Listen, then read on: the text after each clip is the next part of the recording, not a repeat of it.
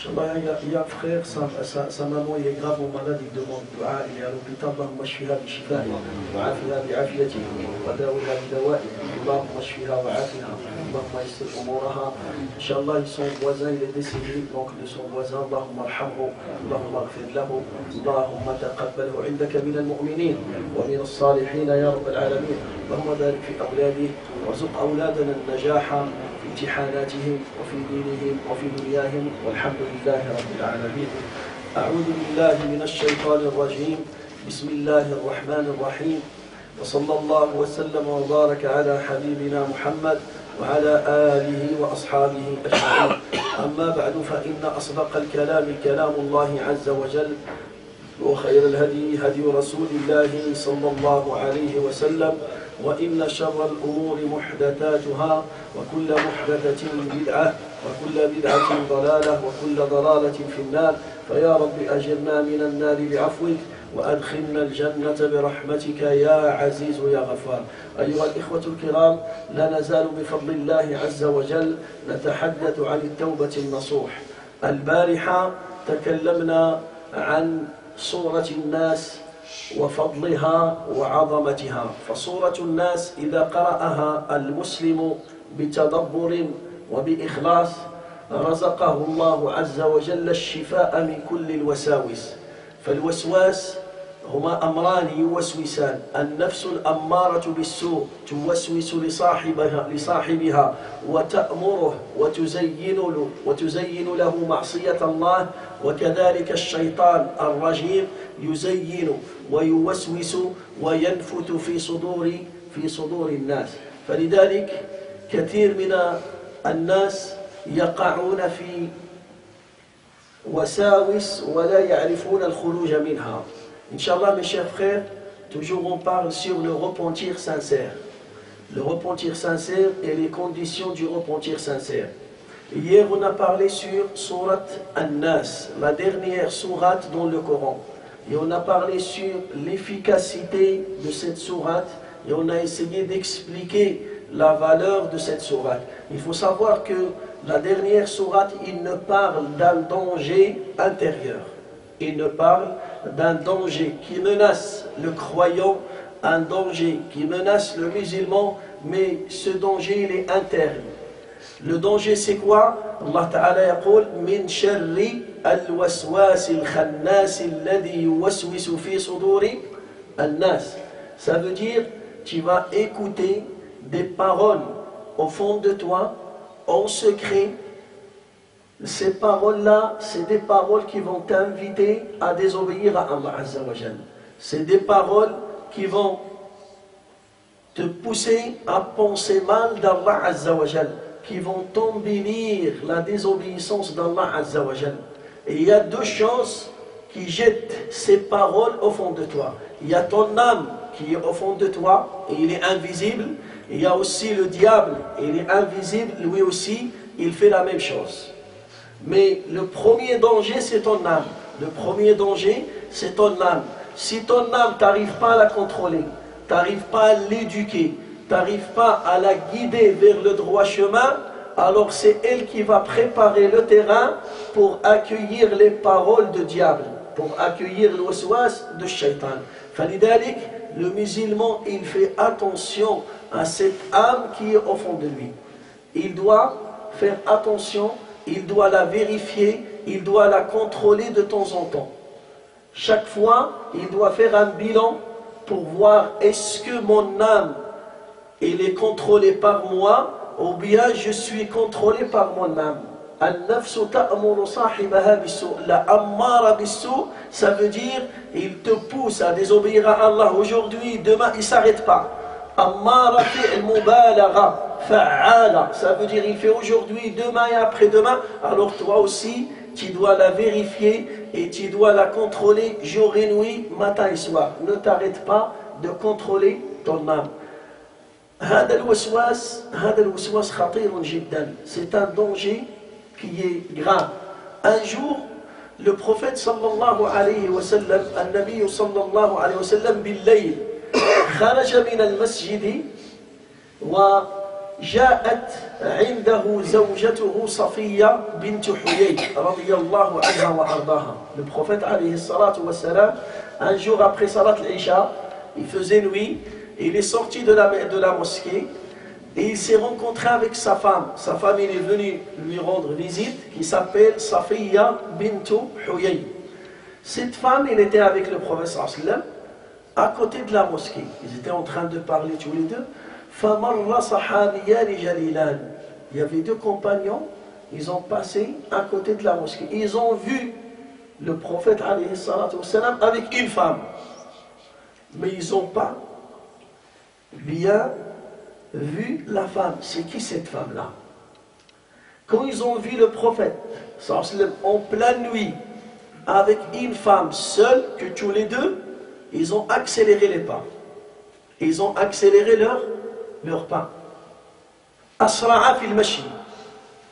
Le prophète alayhi salatu wa salam, il a vu ses compagnons, il a dit arrêtez-vous, arrêtez-vous, revenez là, revenez là. Intadira, intadira, ta'ala ilay. فقال لهما لماذا أسرعتما? Pourquoi vous avez accéléré vos pas? Qu'est-ce qu'il y a? قالوا يا رسول الله on t'a vu avec une femme et on est venez, approchez-vous. C'est ma femme Safiya, regardez-la.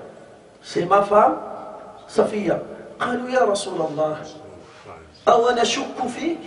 Nous, on n'a pas de doute que si tu parles avec une femme, ça sera ta femme, ou bien tu es en train de donner des conseils. On ne va jamais penser du mal de toi, ya Rasulallah.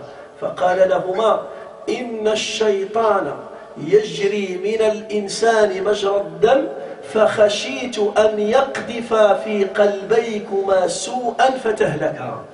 Le prophète sallallahu alayhi wa sallam, il a dit, le diable, il circule avec le sang de l'être humain. Et j'avais peur qu'il va jeter des mauvaises paroles dans vos cœurs et vous allez penser du mal de moi et vous allez perdre dans ce bas monde et le jour du jugement dernier. Ça veut dire le prophète sallallahu alayhi wa sallam, pourquoi il a arrêté ces gens-là? Il les a arrêtés pour les sauver de waswasat shaitan. Parce que s'il les a laissés, shaitan, il va dire, mais c'est qui cette femme-là? Il était avec une femme étrangère. Normalement, il n'a pas le droit. Et il nous dit, l'isolation avec une femme étrangère, c'est haram. Quand il y a un homme et une femme, c'est le diable qui est au milieu. Mais pourquoi lui? Ça veut dire, Shaitan, il va essayer de jeter. Et si ils ont pensé une seconde, que le prophète, il peut faire ça, il peut rester avec une femme étrangère, il peut être attiré par cette femme pour faire le haram avec elle, c'est bon, ils ont annulé leur foi. فَقَدْ كَفَرَا بِمَا أُنزِلَ عَلَى Muhammad. Alors regardez le prophète sallallahu alayhi wa sallam, il a attiré l'attention de ces gens-là, il a dit arrêtez-vous, vous êtes bien, vous n'êtes pas mauvais, vous êtes bien, vous pensez le bien, vous êtes des croyants, mais le diable il circule dans le sang, à l'intérieur de toi, il est avec toi jour et nuit, et le sang il circule dans les veines, le sang il circule dans les veines. Alors j'avais peur qu'il va jeter des mauvaises paroles et vous allez penser mal de moi, alors et vous allez perdre dans ce bas monde et le jour du jugement dernier. Des fois, il te jette des paroles au fond de toi. Même des gens, ils pensent du mal d'Allah Azza wa Jal. Des fois, ils te jettent des paroles. Est-ce que Dieu, il existe? Est-ce que Dieu, il existe? Est-ce que Dieu, il peut faire ça? Est-ce que vraiment le paradis, il existe? Est-ce qu'il y a une autre vie après la mort? Et surtout avec les événements qui se passent, moi, on voit que les musulmans qui lisent le Coran jour et nuit, les mosquées sont remplies et ils sont la dernière communauté dans ce bas monde. Ils sont faibles, ils sont cadavres, Et regarde, les autres, c'est les ennemis d'Allah. Et Allah, il donne toujours. Moi, toujours, j'entends ça. Regardez, dans les pays, par exemple, qui ne sont pas musulmans, il y a toujours la pluie, jour et nuit. Et dans les pays musulmans, il n'y a pas de pluie. Ils disent que c'est un pays de khayrat. Pourquoi Allah, il aime ces gens-là? S'il ne les aime pas, il ne va pas leur donner la pluie. Et non, ça c'est faux. Pourquoi c'est faux? Parce que Notre Dieu, il faut savoir qu'il y a une règle dans ce bas monde. Un pays qui pratique la justice sur terre, Dieu, il va l'aider, Dieu, il va le soutenir et il va bénir leur vie. Il va bénir leur vie. Pourquoi? Parce qu'ils pratiquent la justice entre eux.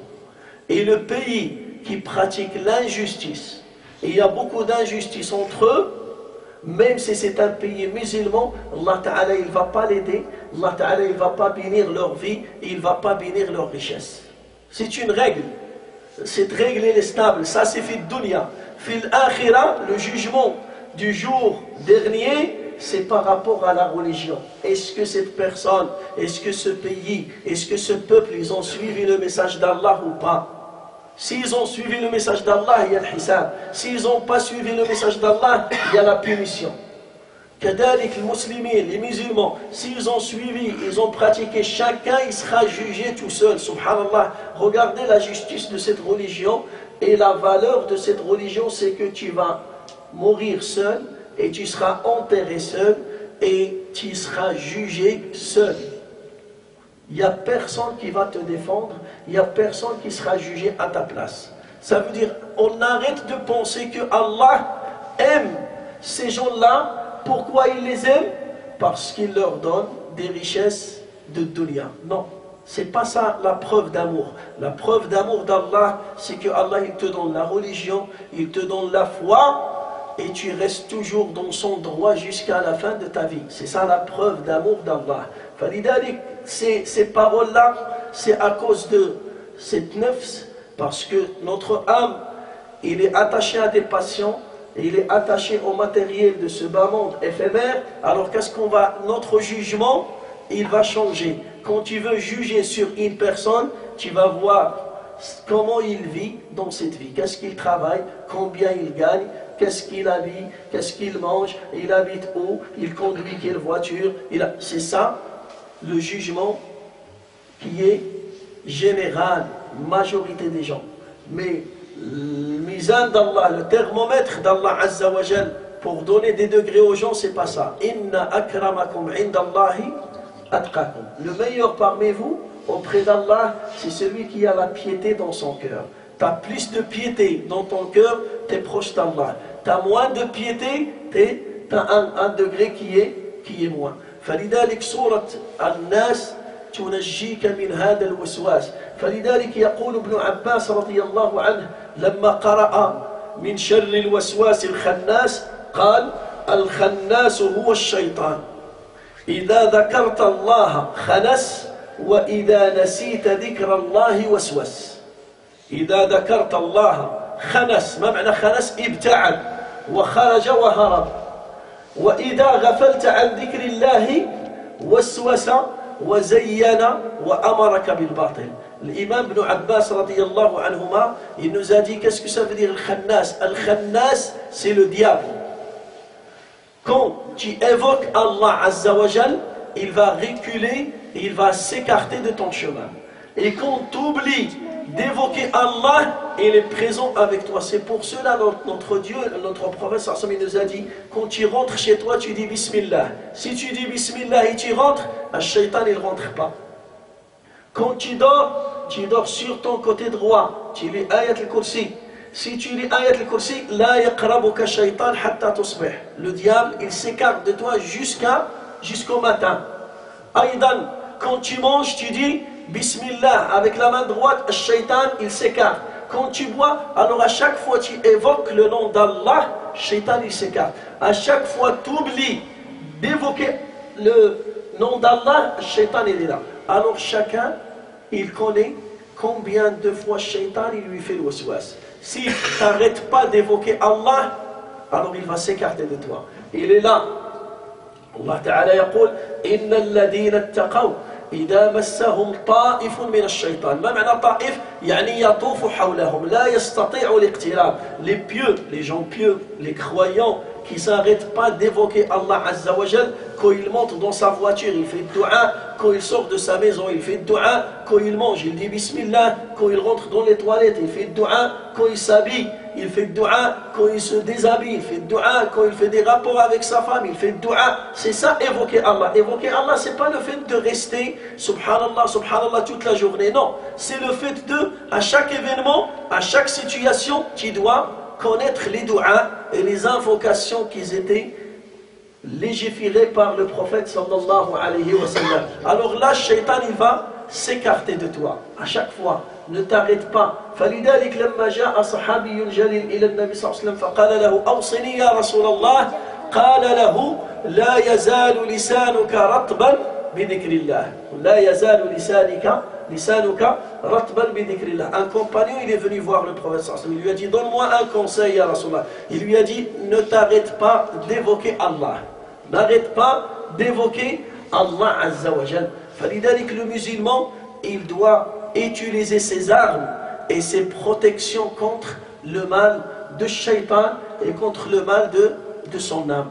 Inch'Allah Azza wa Jal, ça c'était des protections contre la jalousie et contre l'envie et contre le diable et contre notre âme qui nous ordonne de faire le mal. Inch'Allah Azza wa Jal, demain on va parler sur les conditions du repentir pour finir ce sujet et traiter un autre sujet, Inch'Allah Azza wa Jal, parce que là, le mois du Ramadan, il s'approche.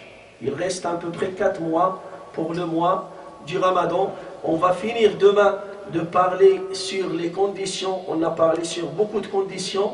On a dit que la première condition d'un repentir sincère, c'est le changement du cœur. Il faut d'abord changer le cœur. On a parlé sur l'orgueil, une maladie qui touche le cœur. Et on a donné les solutions. Après, on a parlé sur le hasad, sur l'envie. Cette maladie qui brûle tes hasanat. Il brûle tes hasanat, il brûle tes œuvres. Et on a parlé sur la protection contre cette maladie.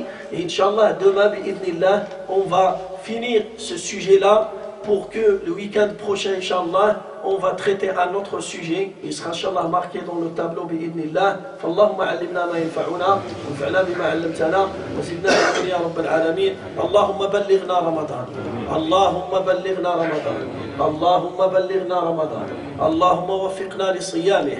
اللهم وفقنا لقيام ليله اللهم يا رب ارزقنا الصحة والعافية والبركة في أبداننا وفي قواتنا وفي مالنا وفي أرزاقنا وفي عقولنا ووفقنا لصيام رمضان اللهم بلغنا رمضان اللهم بلغنا رمضان اللهم بلغنا رمضان اللهم أصلح أولادنا وأصلح بناتنا اللهم ارزقهم النجاح في دينهم والنجاح في دراستهم والنجاح في أعمالهم اللهم أعنا على تربية أولادنا تربية حسنة مباركة طيبة سبحان ربك رب العزة عما يصفون وسلام على المرسلين والحمد لله رب العالمين.